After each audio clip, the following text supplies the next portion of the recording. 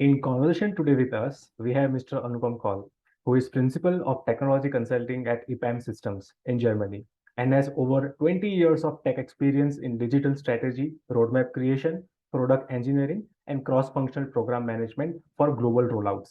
He has managed geographically distributed multicultural and multilingual teams in countries such as Germany, France, Netherlands, and India. He has worked across companies such as DRDO, Oracle, Egon Zehnder, Adidas, Heineken, and Sivantos, and is passionate about leveraging technology to deliver commercial value. Welcome, Anupam. Hi, Archit. Thanks for having me. Let us start the session with the first question. When we talk about technology evolution, is it similar to how people, animals, reptiles evolve, or is it something completely different? So I think in terms of there are two aspects to evolution of technology. The first one is if you just look at time scales. So if you look at human beings in our current form, apparently we have been in our current form for almost 230,000 years, like this. And if we look from a time scales perspective, and if you look at technology, the industrial revolution began like 250 years ago. And what we see in terms of information technology is mostly was introduced in the late 60s, early 70s. And when we talk about the majority of tech products and services, they are something that has been done over the last couple of decades. So if we look at from a time scale perspective, then we are talking about completely different things. This is not comparable. There's the other aspect is in terms of evolution, whenever human life or biological life has evolved, they have evolved because they needed to cater to their environment. So, for example, we had tails at some point in time; it was not being used. So, over hundreds of thousands of years, we got rid of the tail, and then we were able to come to current form. So, we evolved to cater to what the environment needed us to.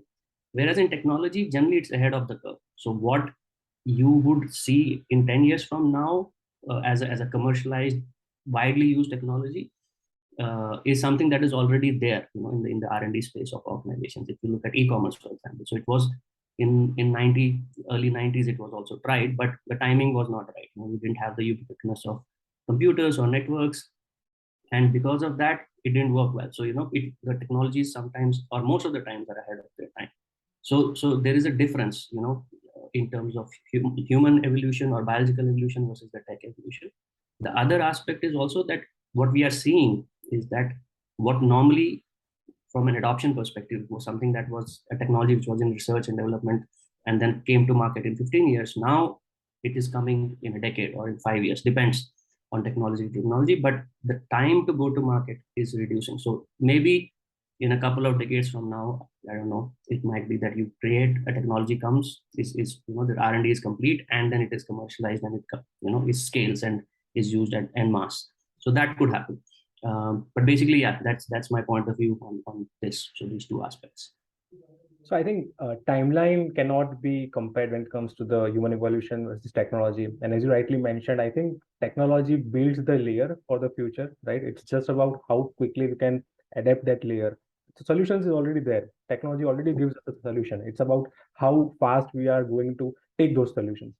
I think that's what and be able to commercialize it. So yeah. so that's so that the technologies are only helpful that if they are being they are for the benefit of the society somehow. So you need to commercialize, you need to create products and services which can be used. So that movement from R&D to commercialization and then mass adoption, that's the lag that we see.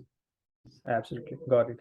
So this brings to our second question, and very specifically for our country.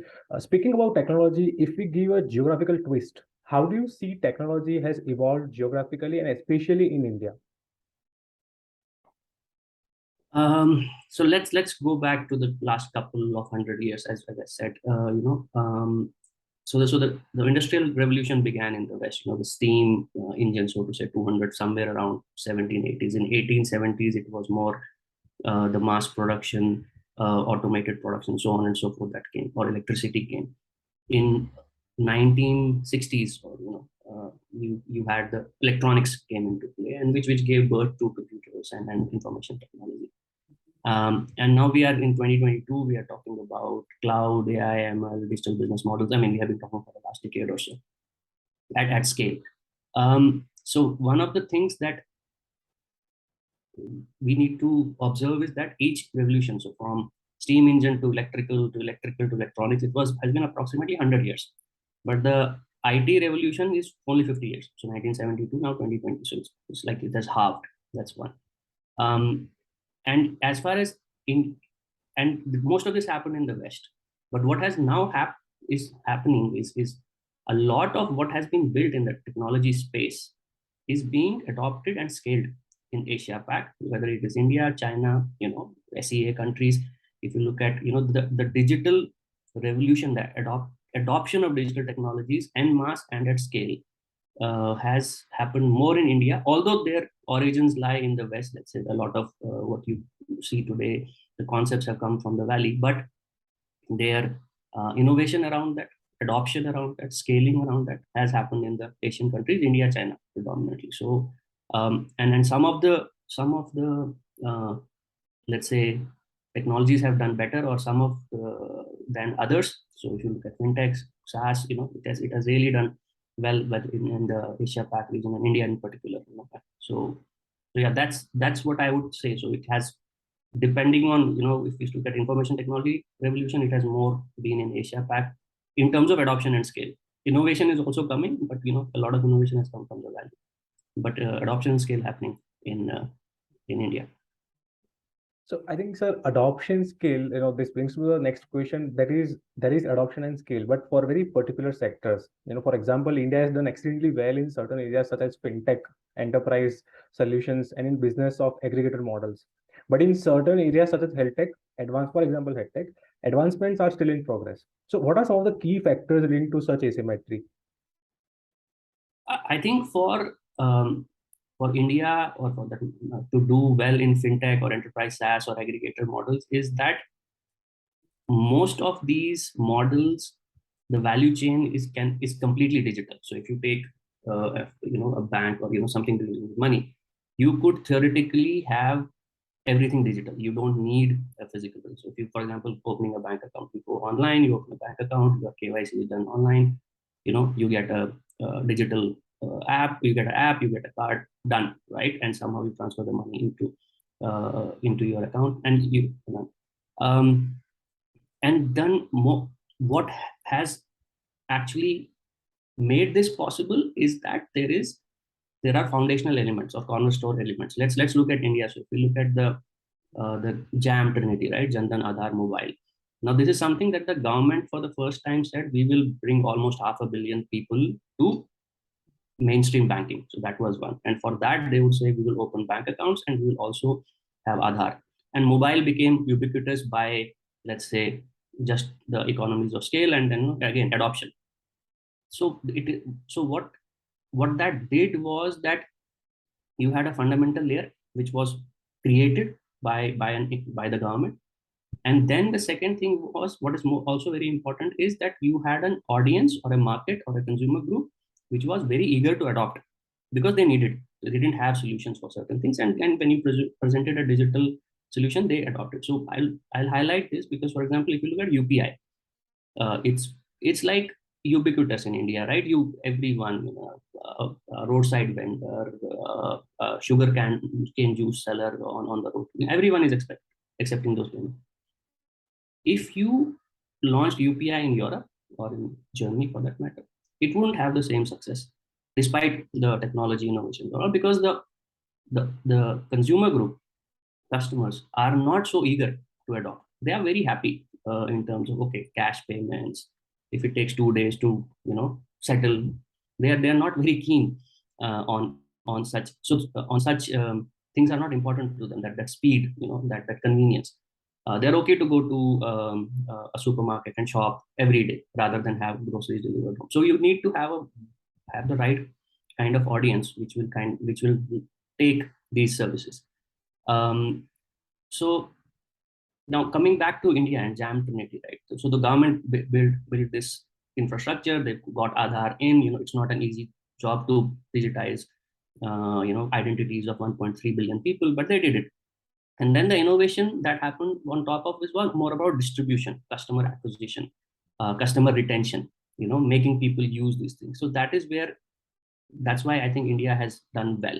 If we look at medtech, for example, there is only a part of the value chain that you can digitize, right? If you want to digitize, and let's say an hospital, so you can digitize payments, again, fintech, you can digitize appointments, right? That is enterprise software, SaaS, right? The two sectors that you mentioned.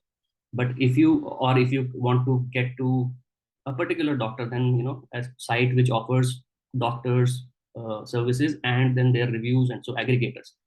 But when if you have to complete the transaction, you need to physically go. If you are wounded and you need stitches, it cannot be done digitally, at least now, reliably and at scale. So those two things, it might happen in the future, most likely it will, but we are not there yet. So I think that is the reason it has done extremely well as far as certain businesses or industries goes, because their complete value chain is digital.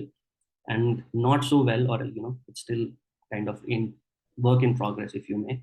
Also regulation. So health tech is quite heavily regulated, so, and we are dealing with human lives. So that's another thing that you need to make sure that you are compliant. So that is my thinking here. Got it. So I think, I being a doctor and coming from that background, I think the main here thing is the thin line between the doctor's skills versus how accurately and efficiently tech can also enable them. There is no point of replacing, that's not possible. It's about how they can enable. And since you talked about the tech layer in the first answer, the tech layer is already established. Similarly, I think even in the regulations, there are regulations, opportunities are there, but it's about how tech will ensure how efficiently they can enable the doctors. And coming to your first segment of this answer, that is how they morph across different sectors. So this brings me to the next question, and that is, you have worked across various organizations like DRDO, Oracle, Egon Zehnder, Adidas, Heineken, and Sivantos. So tell us how technology morphs across the sectors, and more importantly, as an investor who does not have a tech background, how should they go about understanding the core essence of it? So there is something. So each business in today's day and age has technology there. So whether they want it or don't, they have to use they use tech. And Gartner, which is the research organization, they have come up with something called as pace layering. So there's like pace layering of applications. So, and it has 3 layers basically. So one of the layers is the first layer, which is the basic layer, is called the systems of record. So this is basically your ERP, CRM. This is something that you need, basic hygiene to run a business, right? So this is for operational efficiencies. This is for compliance. This is for reporting purposes. So this is something common across all businesses. Then the next layer on top of it is systems of engagement. So this is where something unique to your business. And when I say business, I mean your company is there. So it can be as simple as an e-commerce site. It can be as simple as you do customer care on social media. You tweet to a company, and they respond and they open a ticket and they kind of. It is as simple as it doesn't necessarily need to be tech. It is also enabled tech first. It can be enabled by tech. So let's say free returns, right? So if you buy something, you return that free. But then enabling that return process, label generation, printing, all that kind of stuff. So this is, and the third is the layer which is called systems of innovation. This is where you essentially innovate for your own business. This doesn't give you your current business current differentiating advantage across competition. This will give you your future differentiator from your competition. And this doesn't again necessarily need to be new tech, or it can be, or new systems. It can be an amalgamation of existing tech. You take 2 or 3 things and then in a unique way use them for the benefit of your business, right? And it helps you to, for example, monetize your existing assets. Data is a very good example, right? You have data, how do you monetize it? And it is, that can be a system of innovation. Now, when we talk about different companies, as you said, I work for Adidas, Heineken, DRDO, they all operate in different industry. So, defense, management consulting, software. What I have observed is that they are at different level of maturities across these three layers of basically systems. And, even if they have the same maturity at a particular layer, for example, if you take the systems of record, ERP, right? Heineken has an ERP and Adas has an ERP. And Sivantos has an ERP, but because their scales are different, their operating models are different. Even if they have a tech capability which is equally mature, the outcomes that you would get from that tech capability could be significantly different. And that has nothing to do with the tech; it has more to do with their operating model. Let's say, for example. So yeah. So basically, these are the three layers, and that's where the differentiation is.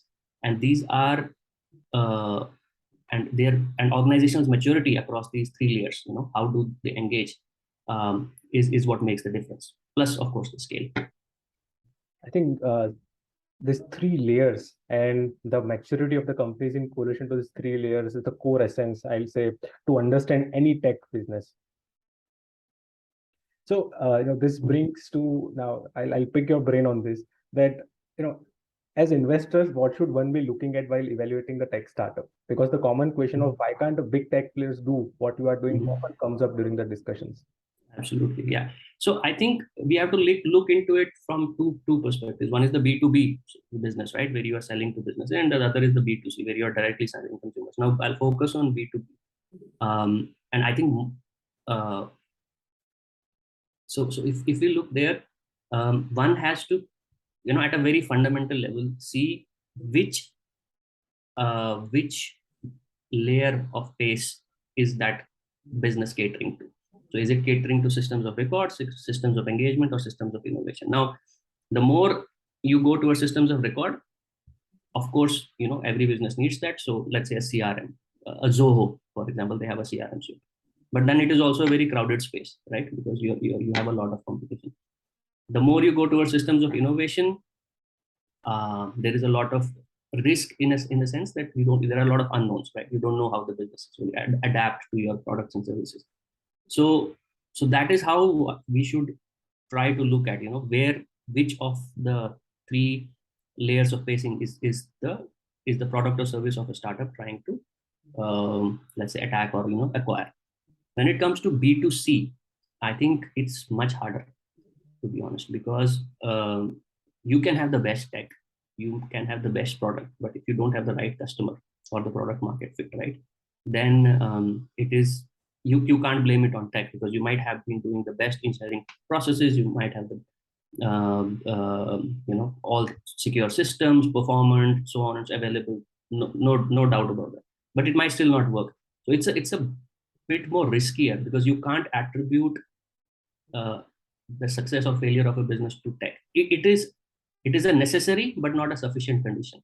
Let's put it that way. So from that perspective, I think when we are looking B2C, it is more to do with the team, which as Auxano already does.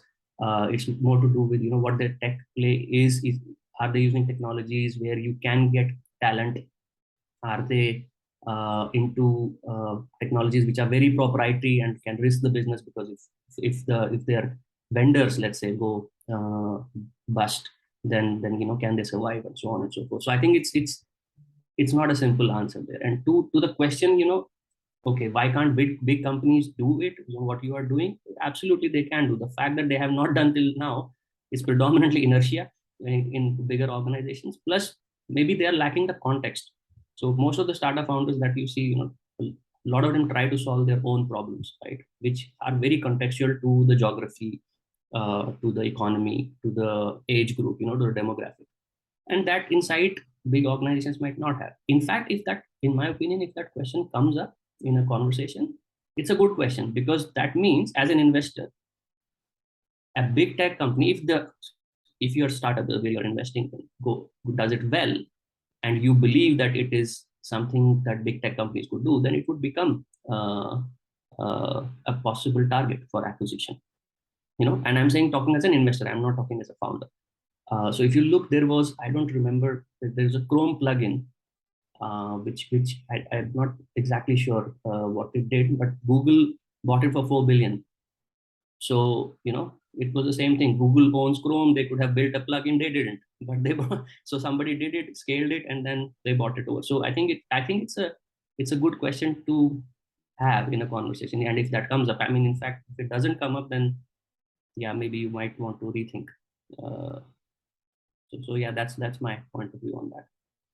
So I think, business model, value chain, and again, going through those three layers, you need to evaluate all these three, right, before making an decision. That's what we can say to summarize this.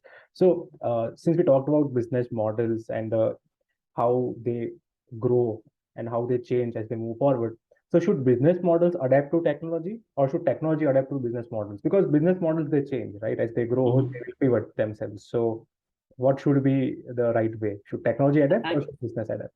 I think neither, because they, or in some way, both ways, right? Businesses should always keep a lookout on what technology is doing and what is happening, and can they use new tech or existing tech for that matter to either increase their revenues, decrease their cost, make themselves more known, or monetize their existing assets in unique ways. In the same way, technology startups should also focus on, again, in the B2B spaces, where they can create tech products and services which add value to the customers. Also, same in the B2C space. Is it, are we making the life of our consumer or customer easier? Or, even in a B2B world, right? If you if you create a product or service, then at the end it's people using those, right? Can we do something that makes those people's lives easier? It's much harder to quantify and evaluate, because within the business, every business works differently. In the B2C world, it's a bit easier because you have analytics. You can see how your consumers are behaving. You can test stuff. Yeah, so basically, so that it's one doesn't adapt to the other. It's like a very symbiotic relationship in my way, and you need to keep a watch both sides. So can I spin something into a business model, or can I use this tech to enable this business model, or enhance this business model, if it's already enabled. Wonderful. So we talked about technology, right? We talked about the geography, our country. Then we talked about what are the different sectors, who are getting good traction from the technology. We talked about what are the three layers. So let us talk about one synonym to the technology, and that is our tech is AI enabled. The word AI is now used with tech almost everywhere. So tell us the real definition of AI enabled technology. Also share some of your experiences of using or building such technology. So I can't tell you the real definition, but I'll just try to, in my mind, what is the simple definition of AI is that, a system should be able to decide or take a decision on your behalf, right? A piece of software, a piece of hardware, or a combination of both. Now, an autonomous driving is a very classic example, right? The car should be able to drive on its own, not hurt anyone, should not get into an accident, and make it convenient for you. So now, so the idea is that a system takes meaningful and intelligent decisions with a positive outcome for everyone. Now, in order to do that, you need to have a model of a situation, right? If this happens, these are the 10 things that are happening, and you model it somehow. And then you need to have experience in that situation, or in some other situations where you can draw inferences from. So, which is essentially data that you have historical, like when we as a child, if we touch something hot, we know it will go on our finger, so we have a context, so we know, okay, the utensil was hot, that's why it burned, and the utensil was on a gas stove, so most likely the gas stove is also hot, so you infer from that. So this is all data points that you have, and then you infer and they come to a decision. So if that question comes in that okay, our tech is AI enabled, that is brilliant. Then there are two fundamental questions to answer. One is, what modeling are you using? And then do you have the talent to model the situation? And the second is, do you have the data to actually train those models and test your hypothesis, right? Because, for example, I can say I'll predict the Nifty market movement, right, based on AI and tech. So then two things: what model are you using? Do you have the historical data accessible to you for the last whatever 30, 40 years that you can actually predict? If the answer to those questions is yes, and then you have the talent, right? Because everyone cannot do modeling and data science, and then do you have the talent? So I think these three questions, if you answer and the answer is reasonably convincing, then one could say that it is AI enabled. I personally don't believe there are a lot of businesses at the moment which are fully AI enabled, or tech is AI enabled. There's a lot of data driven decision making. You take some data, you do some analysis, and you try to be prescriptive about the future. But completely autonomous AI, I'm not aware of. And because of that, I have some experience in conditional data driven decision making, but not anything around AI, because I have not dealt with such scales of data. Got it. So, most of the startups that we see are more or less similar in their features, offerings, and build-ups. So, what's your take on building the key differentiator which actually becomes the MVP and not an additional to existing features? So I think any feature or a set of features that reduce the friction from a user's perspective to decrease to interact with the service or a product. So, for example, if you say, let's say, fintech, consumer payments, right? And you compare, Google Pay versus Amazon Pay versus Phone Pay. I am not in India. I have not used any of them, so I don't know. But I can just hypothesize that they're all based on UPI, so it's the same thing, right? You have the UPI ID from one of your banks. Now, I think whichever of these three products would actually reduce the friction of usage of this product will be more successful. If you look at Amazon One Click, or if you are in the Apple ecosystem, if you look at Apple Pay, right? It's just once you have put your details in, you're done. Across your Mac, across your Apple Watch, across your iPhone. Or same, Amazon One Click is everywhere in the world. You just swipe once and you're done, right? You make a purchase. So anything that is decreasing friction towards the usage of the product or a service, I would say that would be a differentiating feature. And then how do you kind of refine it? It's not going to be there right there in the first go, but the ambition to reduce friction, if that is a driving philosophy behind a feature among competing products, then I think that is the one to pick for. If one of the three has, let's say, one of the three startups that are pitching to you in a similar space and they are thinking about reducing friction, I think that is the right thinking. I think reducing friction and bringing more convenience, right, in the value chain is something one should look for.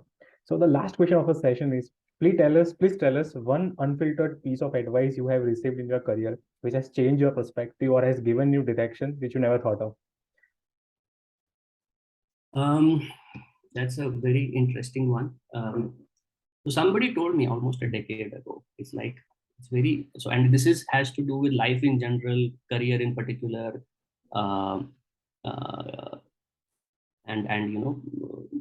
growth in various ways, and so happiness is that if you want to progress, then people need to like you.